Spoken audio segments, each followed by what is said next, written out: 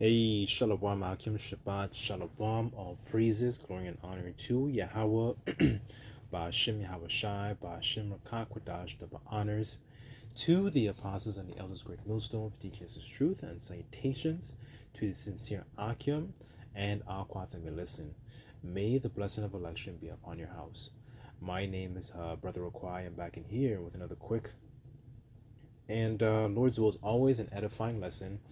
And for today's lesson, I kind of wanted to go through this article in regards to Donald Trump and essentially him implementing tariffs on Venezuela. So I wanted to read through the article and essentially kind of take more of a Caribbean perspective on regards to this situation that's brewing, right? So um, let me start off with the article here, right? So I'm going to read from Reuters.com. It says on Monday night, President Donald Trump broke the tradition, signing an executive order authorizing his administration to impose blanket 25% tariffs under the 1977 International Emergency Economic Powers Act on imports from any country that buys Venezuelan crude oil and liquid fuels. So here it says, I'm not going to read the whole thing. I'm kind of just going to jump around for the sake of time because there's a couple points I also want to make too. So it says analysts said there are at least two benefits of using tariffs instead of targeted designations as the penalty for violating sanctions.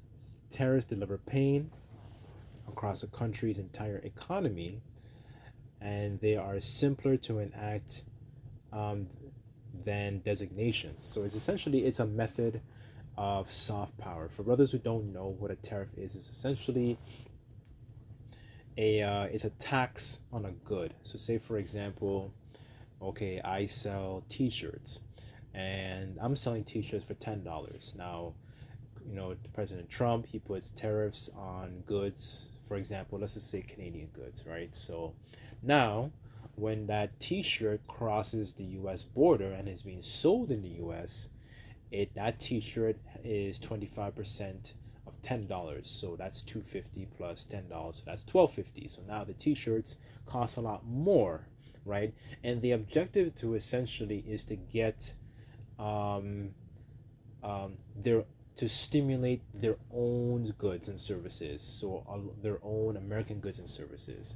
But lo and behold, a lot of people don't know it causes certain goods to be, very, very pricey and expensive. So now you think that you're essentially helping your own economy, but you're actually putting your own people at a disadvantage because a lot of goods and services are now more expensive in your own country because of these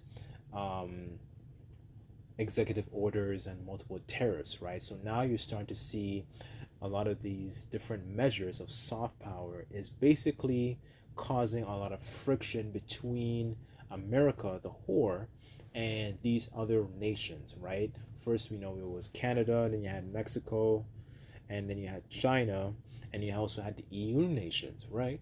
So I covered this earlier. So that's why you see when the prophecy speaks about how the 10 horns shall hate the whore, this is one of the reasons why, right? So further on in the article, it says enforcement would be easier than traditional sanctions as you only need to monitor country level dynamics, and we all know where the barrels are going. It says others say enforcement may pose some hurdles. Exporters from facing U.S. sanctions have had years of practice masking shipments using a variety of tactics, right? So it says in Venezuela, which first faced U.S. energy sanctions in 2019, intermediaries have disguised the country of origin of cargoes bound for China, transferring oil at sea, and switching off vessel transponders such an approach could complicate enforcement. So they kind of want to have an idea of where their goods and services are going, right? And that's why the scriptures talk about he's a proud man and he can't keep it at home. To roughly paraphrase, right? He's always in other countries. Esau is always in other countries' business, so to speak, right? But what I really also wanted to talk about is not really the tariffs per se. I kind of wanted to talk about, you so-called Negroes, Latinos, and Native Americans that are scattered amongst, your respective islands in the Caribbean, right?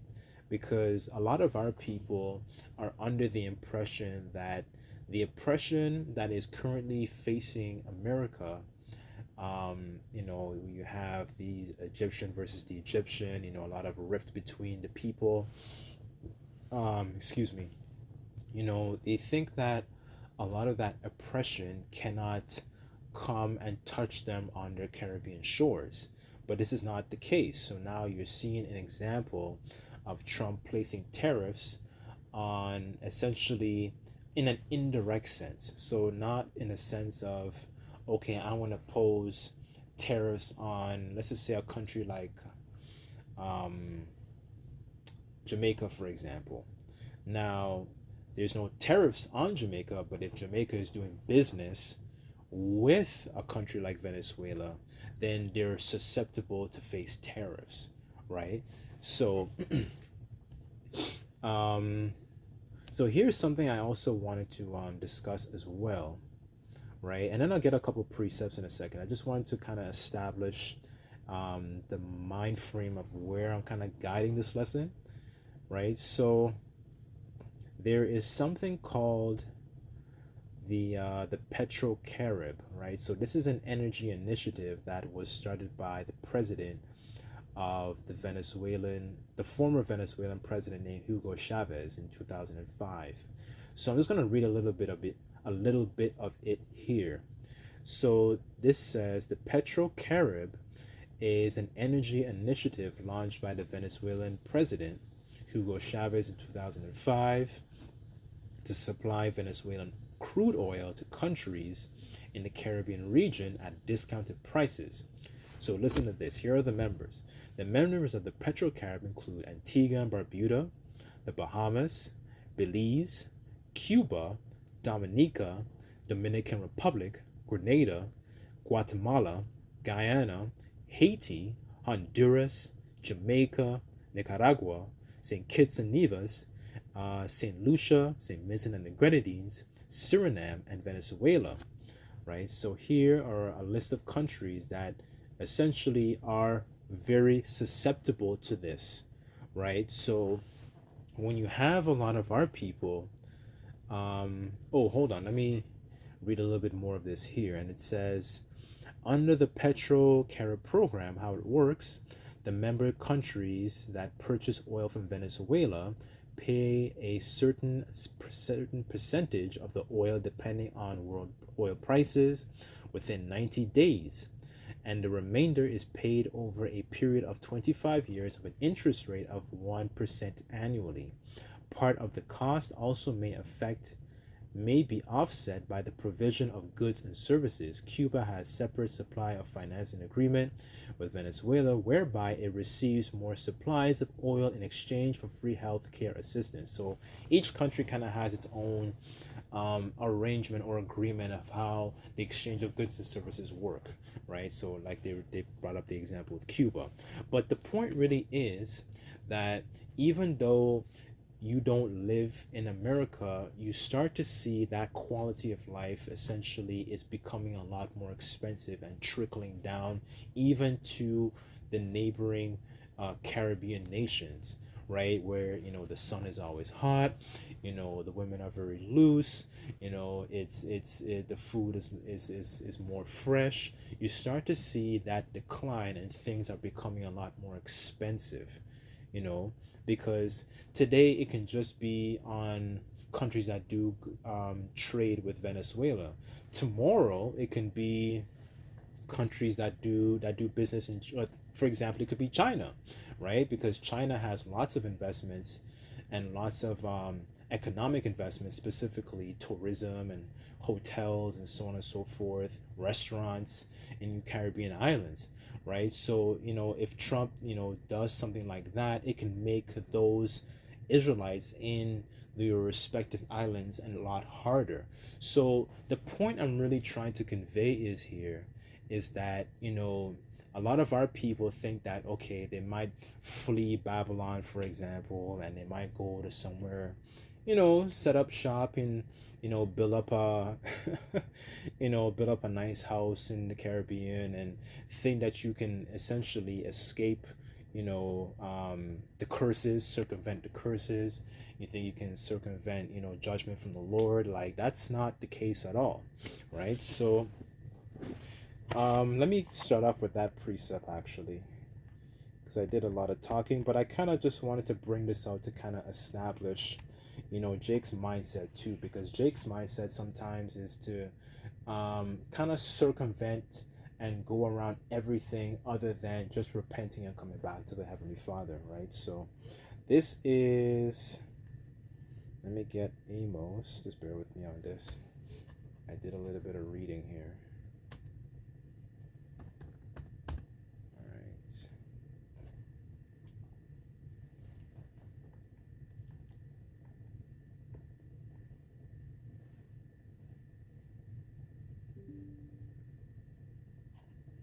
This is Amos,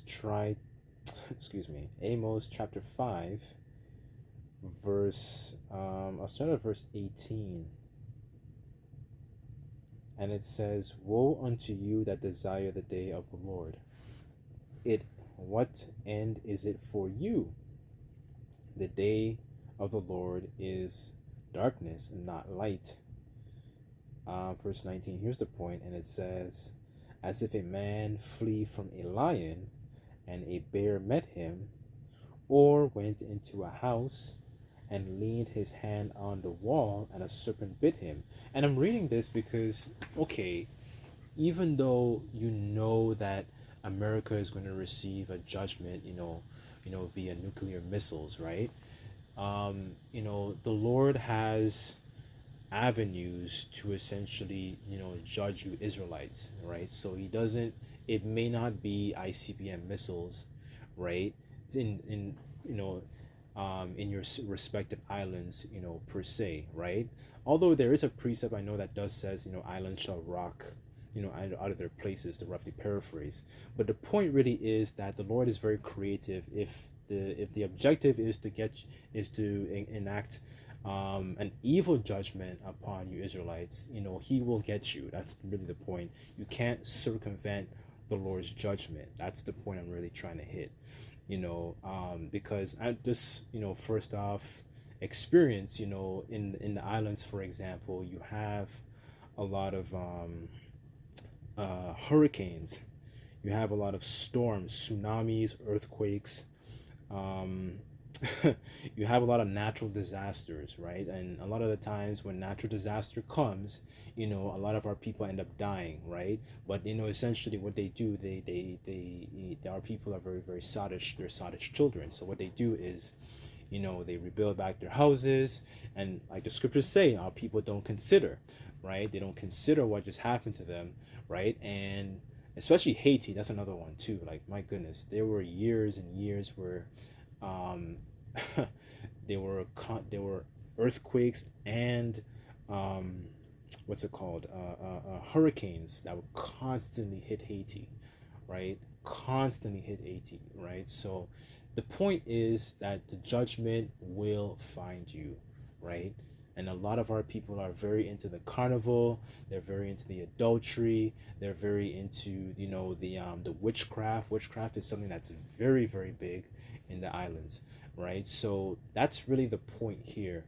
If for people that think that they can kind of circumvent the Lord's judgment because you think that you're trying to out chess a chess master, it doesn't work, right? You're just better off seeking the Lord while he may be found, that he may protect you in times of trouble and calamity, right? So the other point I also wanted to hit is in things becoming more expensive, right? because we see that is happening in America, countries like Canada, these EU nations. The quality of the life is becoming more expensive. It's becoming a lot more.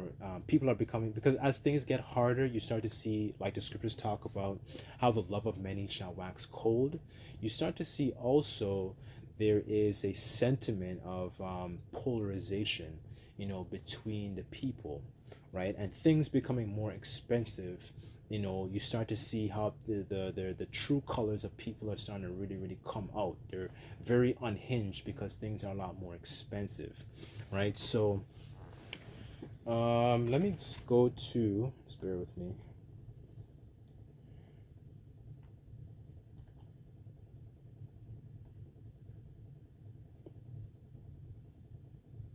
Okay, this is Revelation chapter 6, verse 6, and it says, "And I heard a voice in the midst of the four beasts say, a measure of wheat for a penny, and 3 measures of three measures of barley for a penny, and see thou hurt not the oil and the wine." In the AMP, it says, "I heard something like a voice in the midst of the four living creatures saying, a quart of wheat for a denarius, and 3 quarts of barley for a denarius, but do not damage the oil and the wine." So let me go through that. When you go to the word penny, like it just mentions here in the Greek.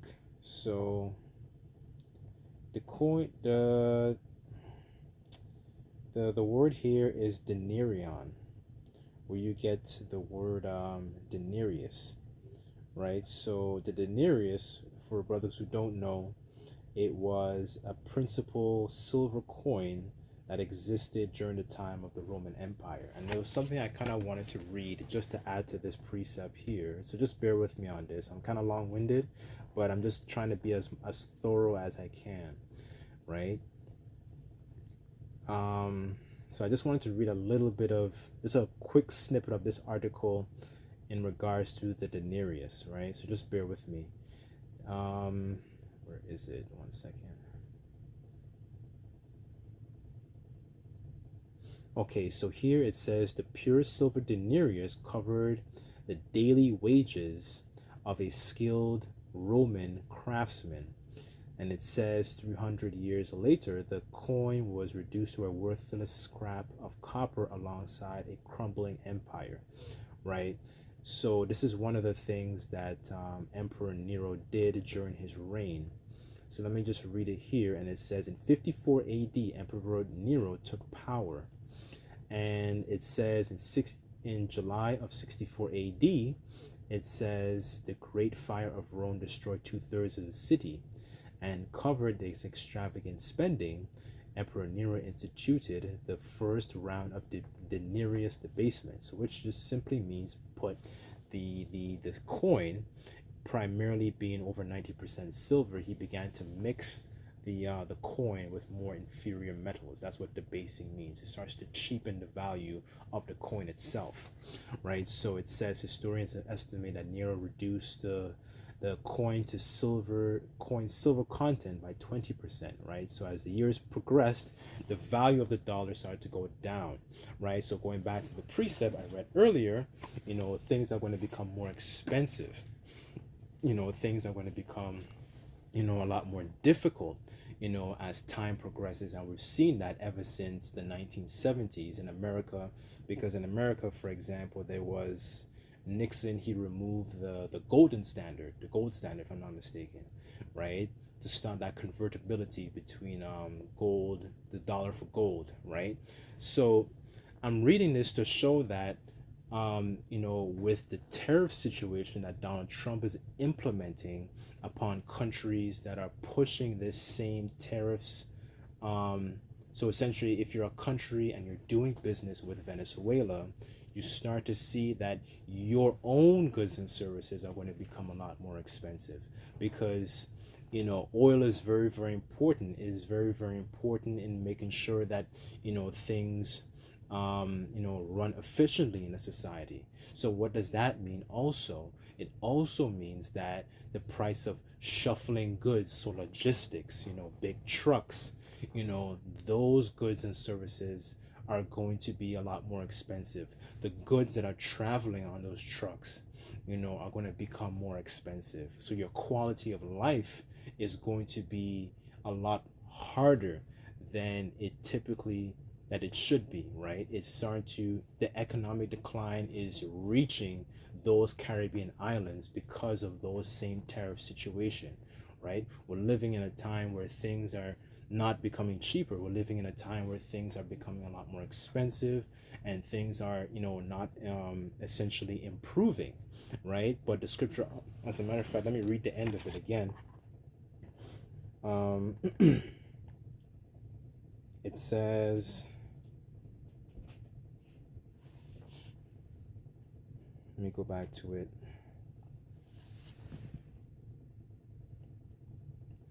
Okay, it says, and see not, sorry, and see thou hurt not the oil and the wine. So representing this truth is understanding, right? Because that's what oil is, right? That's one of the key ingredients that when you go to the parable of the 10 virgins in Matthew 25, right? Hold on.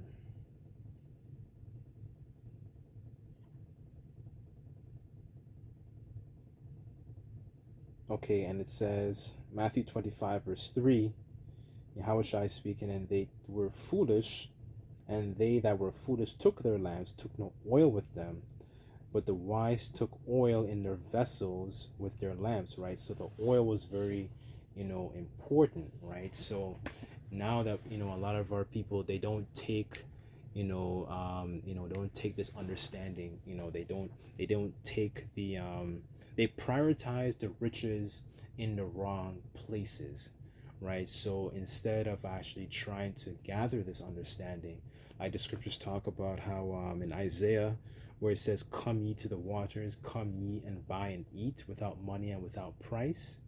To roughly paraphrase, our people are going to be essentially in a destitute situation when things start to become, more expensive and more difficult, as times progress, right? They didn't actually try and rekindle and kindle, I should say, that relationship with Yahweh Bashim Yahushai, create an intimate relationship with Yahweh Bashim Yahushai, but instead they chose to,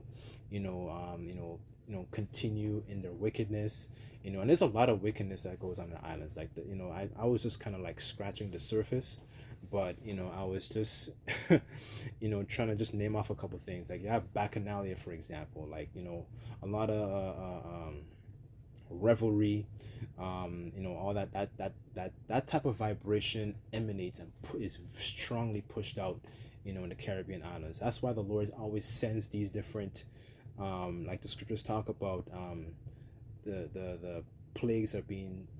Let me get it actually, before I mess it up. They're scourges for amendment. Let me get it.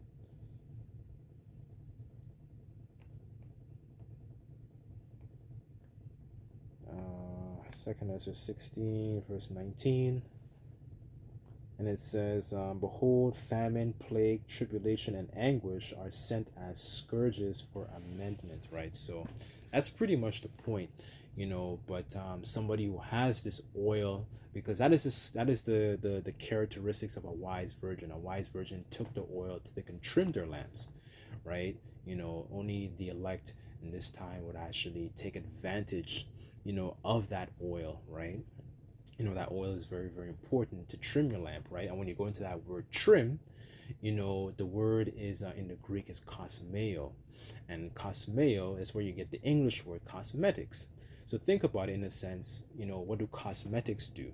Cosmetic adorns a woman's face, just like how wisdom adorns a man's face. It's the same principle, right? So a man is going to be very, very well adorned in this time with this truth, this wisdom's knowledge, understanding in those times, right? Because he is made Yahweh Bashim Yahushai his refuge, right? He's been made he's made him Yahweh Bashim El Shai his safety, right? Because in these times of trouble, because we know the money that we have in our accounts is not going to deliver us in a time of wrath. The scriptures say that riches don't profit in a day of wrath, but righteousness can deliver from death, right? So I just wanted to bring out those two key points, because a lot of our people might see this and think that, okay, what's happening offshore cannot affect where they are, but it's a trickle down effect. So all these countries, are going to be affected, and they're all following the same vibration. So they're all going to go to having a digital system, because they did the same thing during the C19 a couple years ago. It's the exact same thing. They're all going to go to it. They're all going to implement and have their own version of the grain of rice, and pushing that vibration upon their own people, right? So I just wanted to make that point, real quick, right? Let's see if I had anything else.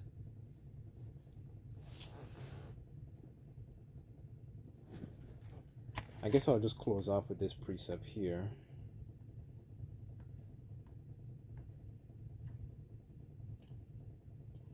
Okay, this is Isaiah 55 verse 6. And it says, "Seek ye the Lord while he may be found. Call ye upon him when he is near. Let the wicked forsake his way. Let the unrighteous man his thoughts, and let him return to the Lord, and he will have mercy on him, and to our power, for he will abundantly pardon," right? So that's really what we're looking for. We're looking for a pardon. We're looking for refuge. We're looking for a divine intervention in those times, right? Because a lot of our people think that because they may leave Babylon, for example, they think there is safety in that mindset. Like, you don't seem to understand that the Lord created everything around you. So for you to just run away and think that, okay, I can leave Babylon, and I'm going to be good, there is no judgment that they have to face, right? So anyways, I guess I'll just leave it there. But I sincerely pray and hope that this lesson was edifying. I didn't really want to make it too long, but I sincerely hope it was enlightening as well. And it's like to give all praises, glory, and honor to Yahweh, Ba'ashem Yahweh Shai, Ba'ashem Rakakwadash. Double honors to the apostles and the elders, great millstone, for teaching us his truth. Until next time, I say Shabbat Shalom.